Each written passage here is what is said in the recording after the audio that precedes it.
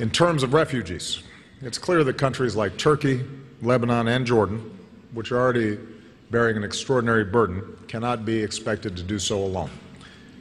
At the same time, all of our countries have to ensure our security. And as President, my first priority is the safety of the American people.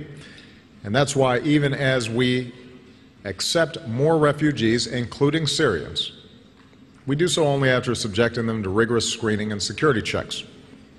We also have to remember that many of these refugees are the victims of terrorism themselves. That's what they're fleeing. Slamming the door in their faces would be a betrayal of our values. Our nations can welcome refugees who are desperately seeking safety and ensure our own security. We can and must do both. Finally, we've begun to see some modest progress on the diplomatic front, which is critical because a political solution is the only way to end the war in Syria and unite the Syrian people and the world against ISIL. The Vienna talks mark the first time that all the key countries have come together, as a result, I would add, of American leadership, and reached a common understanding. With this weekend's talks, there's a path forward.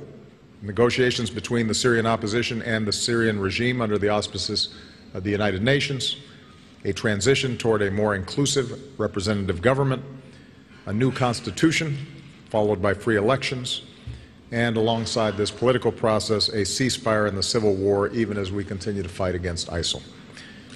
Now, these are obviously ambitious goals. Hopes for diplomacy in Syria have been dashed before. There are any number of ways that this latest diplomatic push could falter, and there are still disagreements between the parties, including, most critically, over the fate of Bashar Assad, who we do not believe has a role in Syria's future because of his brutal rule.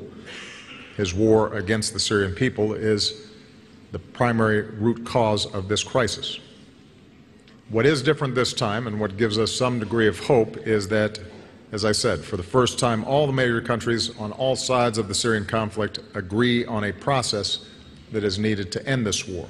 And so while we are very clear-eyed about the very, very difficult road still ahead, the United States, in partnership with our coalition, is going to remain relentless on all fronts: military, humanitarian, and diplomatic. We have the right strategy, and we're going to see it through.